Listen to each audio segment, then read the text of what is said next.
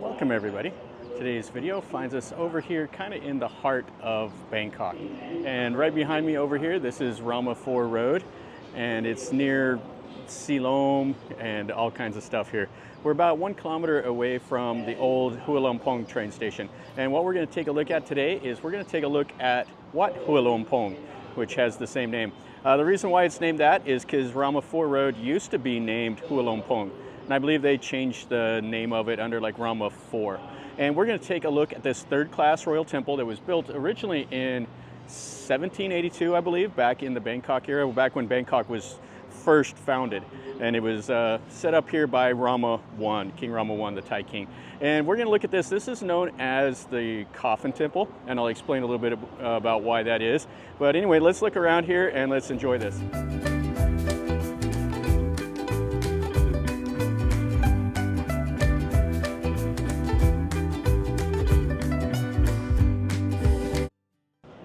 So as I said, this is kind of in the heart. This is Rama IV right here.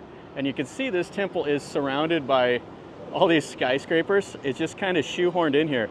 And it's a pretty large temple. I've been by it hundreds and hundreds of times, but I've actually never stopped. This is my first visit here to this temple, which from what I see so far, it looks really nice.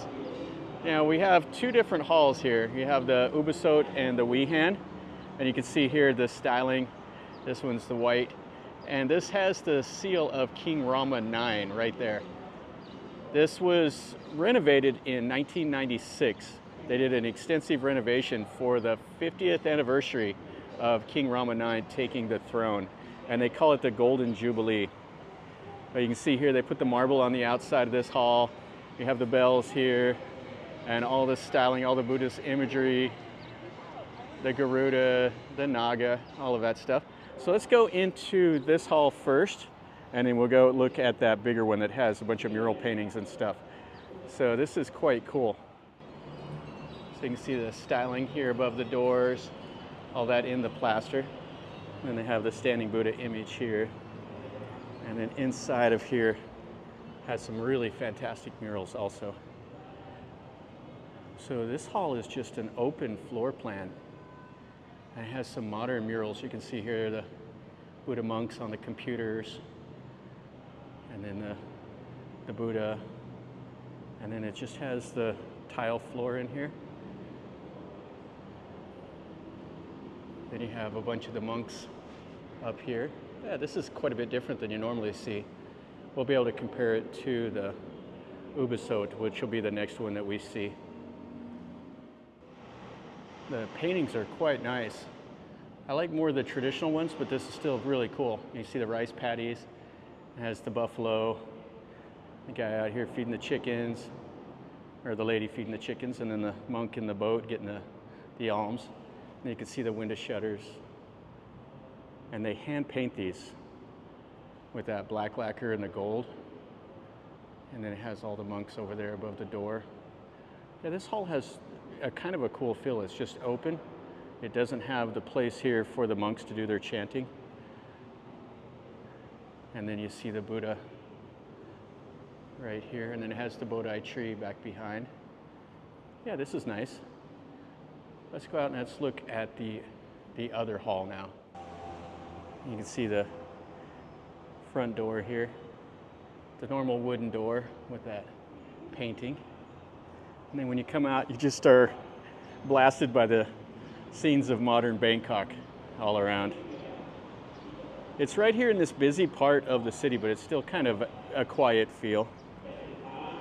And now let's go look in this Ubasot. This guy here is going to ring all the little bells across here. Pretty nice. They have all these lilies and all the little flowers here in the front. They actually have a place here for the oldsters. They have elevators, which a lot of temples don't have.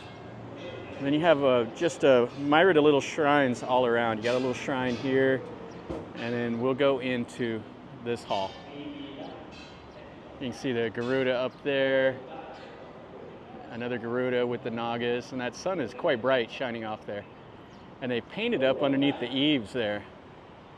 Now the halls here are up, they're on a raised platform, so these are all on the second story.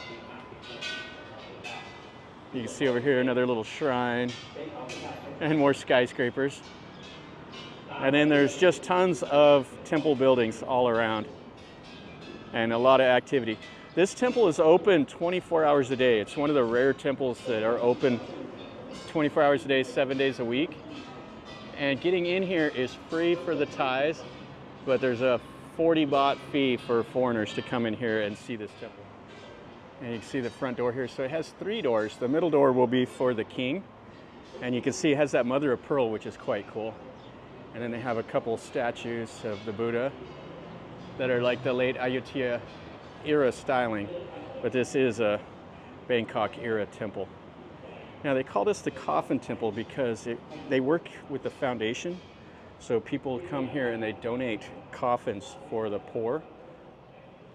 So people come here and you make a donation of 500 baht, and then you buy a coffin or you donate to the coffin for people that are homeless or whatever. So here we are in this hall. You can see this is really, really beautiful in here. So it has the marble, and then it has more of the traditional murals up above. And then they have the raised platform there. That'll be for the monks to do their chanting. And then they have all these chairs, which normally it'll be just people on the floor, but they let people sit on these chairs. And then you can see some of the paintings here. Yeah, these paintings are really, really nice. They must have been renovated fairly recently, newer than the 1996. So we can see this mother of pearl inlay in these doors. I really, really like that. And then the window shutters. Yeah, I've seen them at factories making that mother of pearl inlay, and it's quite a process that they do. So they've done it on all of those doors and windows. You can see the ceiling, how it's painted up. It's really quite nice. They have 4 little shrines like this on the 4 cardinal directions around that Ubasot. You can see how they have the gold leaf that they've stuck on there. And we'll take one more look here at this. This is really, really a nice styled building. Has the angels here. Yeah, very cool. Okay, let's go down and let's look around down this way. You can see kind of just everything here, all the city. You can see all the temple buildings here. So this is up, it's a raised ordination hall and Wihan. And then all the other temple buildings are down here at ground level. And it'll be very, very crowded in some of these places. So here you can see this is where you pay. So it looks like they actually closed the Wihan and the ordination hall at 6 p.m., but all these buildings down here will be open still. And here you have all the little shrines and stuff. They burn the candles and do the normal stuff that you see. Stick the gold leaf on these. Here they're burning the incense. I was reading online that they don't let you burn the incense here at this temple anymore, but apparently you still can. You have this little kitty that's right here, up underneath the lion. And you can see they have a standing image right here. And then some of the elephants and candles. They're playing the music, and then you can see that Wihan, or the Ubasot and the Wihan over here. Another little shrine. This is what's down underneath. Looks like they're doing a little bit of renovation here. Kind of interesting. They have some Chinese writing over there. But these are underneath those main halls. Okay, over this way is the coffin donation. Let's go look at it. So the Rattanakosin Foundation. Yeah, there's a lot to this temple. There's stuff going on all over the place here. So you can see the crowd. So what you do is you write your name down on this little pink slip, and then you'll come up here and you'll affix it to one of the coffins and donate 500 baht. You can donate less or more, it's up to you. It all goes to the charity. And this is where people pay the money, and then they go back over in here, and there's a Chinese shrine right next to it. We'll look at it here in a second. And then this is where they affix those little pink slips to the coffins. There's some pictures of the VIPs here doing some stuff.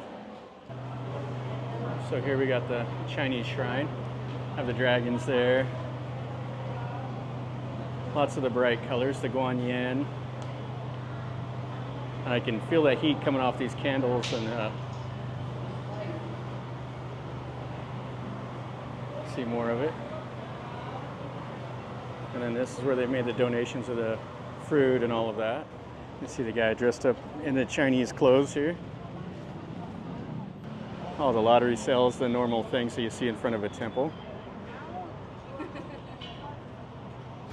And it's just kind of shoehorned in here. You're not too far at all away from the Siam metro station.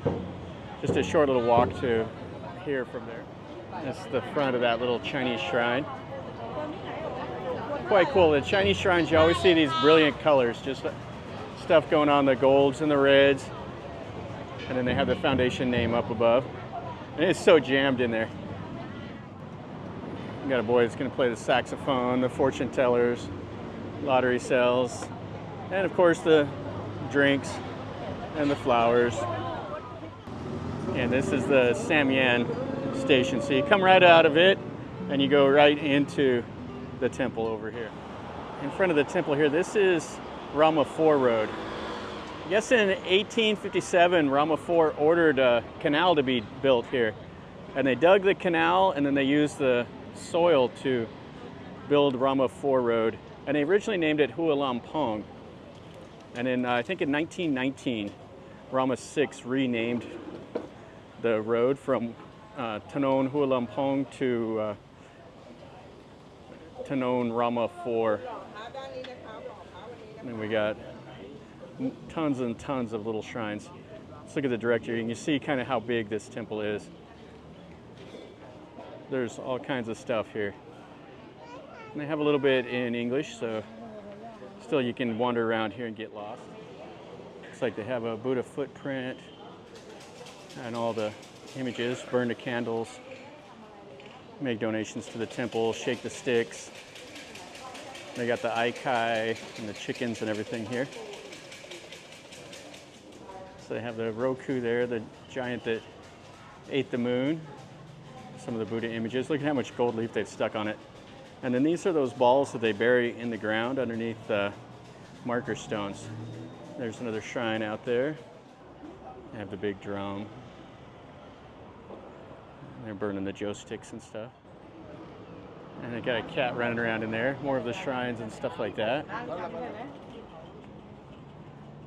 There's two schools here. And then there's the monk quarters. You got the crematorium. This little part of the temple, this is the halls where people have the funerals. And then here is the crematorium. Yeah, I've been to several temples that have like the donations and stuff like that for the homeless. So it's always nice to see. And back over there, that's the monk quarters and one of the two schools that are here in these grounds. And you can just see all the buildings and stuff like that. And then we got some monks doing their thing over here. Well, that's going to finish up a video over here at this Wat Hua Lamphong. This is the first time I've ever been to this temple. It's nice enough. It's a third-class royal temple. It was built in 1782. It's worth a little bit of your time to come over here and take a look at. It's definitely not my favorite, but it's an interesting enough temple. Those two first halls we looked at, the Wehan and the Ordination Hall, are pretty cool. The styling in it's quite nice. The murals are modern, so they're not like the old style that you will see. But anyway, they're worth a look at them if you like seeing the temple murals and all of that. So hopefully you enjoyed the video. If you did, make sure you smash like and subscribe to the channel if you're new here. Let me know what you think in a comment down below. If you've been here, if you have any questions or anything like that, let me know in a comment down below. And until next time, from over here in Bangkok, remember, life is a journey. So until next time, enjoy.